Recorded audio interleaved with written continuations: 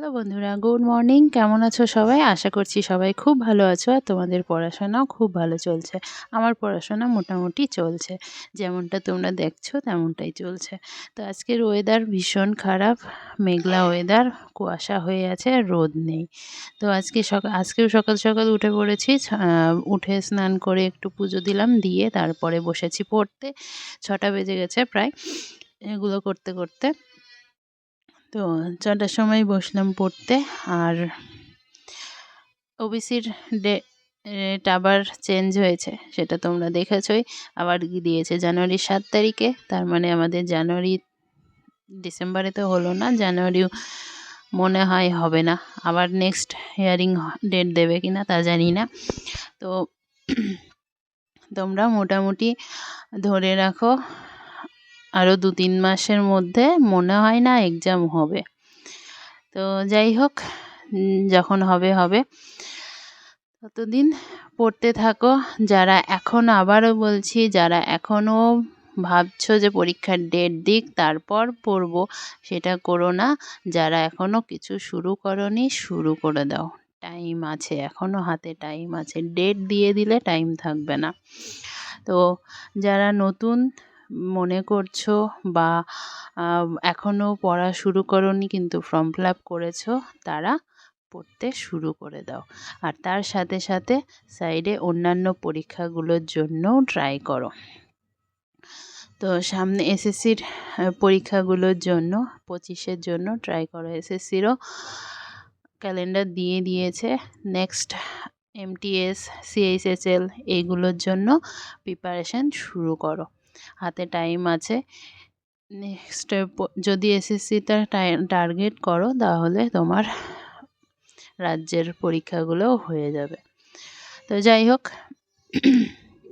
যারা মনে করো এসএসসির পরীক্ষা খুব টাফ, চান্স পাওয়া যাবে না, পসিবল না, হ্যান না ত্যান না, সেই সবগুলো কানে না নিয়ে চুপচাপ নিজের মতো পড়াশোনা শুরু করে দাও এবং নিজের মতো পড়াশোনা করে যাও।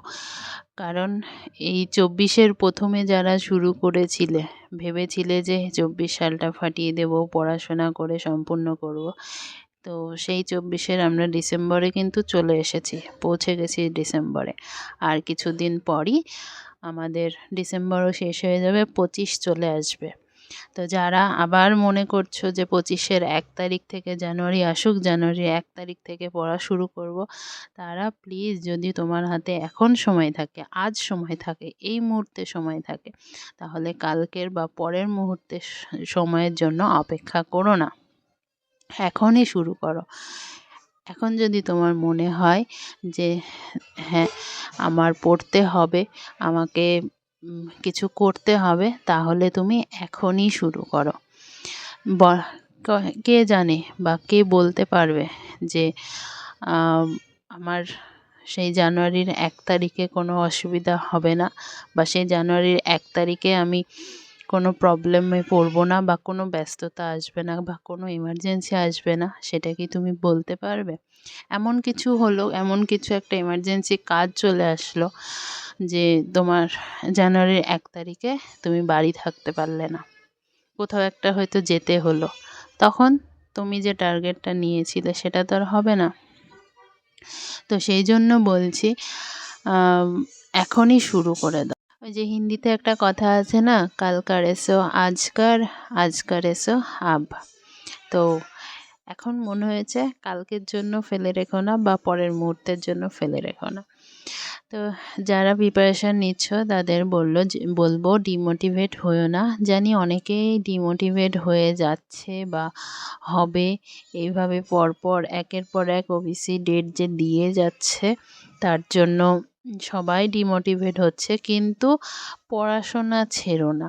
যদি তোমার কোনো দিন মনে হয় যে না, আজকে বেশি পড়তে ইচ্ছে করছে না, তুমি যদি ডেইলি 4 ঘন্টা পড়ো, সেখানে না হয় সেই দিন 2 ঘন্টা পড়ো, কিন্তু পড়া ছেড়ো না।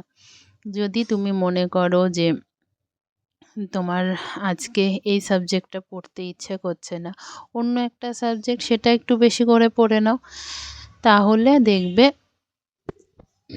দিন শেষে গিয়ে তোমার এটা মনে হবে না যে তুমি আজকের দিনটা আমি আজকের দিনটা নষ্ট করলাম, এটা কোনো সময় মনে হবে না।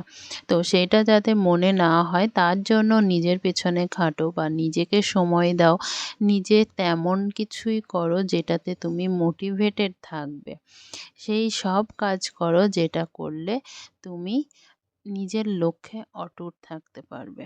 তো আজ অনেক কিছু বলে দিলাম, আর আমি যেগুলো রোজ পড়ি তেমনটাই আজকেও টু ডু লিস্ট বানানো হয়নি, র্যান্ডমলি পড়ে গেছি। তো তোমরা তোমাদের মতো পড়াশোনা করো, চালিয়ে যাও, একদিন সফলতা আসবেই। আজকের মতো এখানেই শেষ করছি। ভালো থেকো, সুস্থ থেকো, মোটিভেটেড থেকো।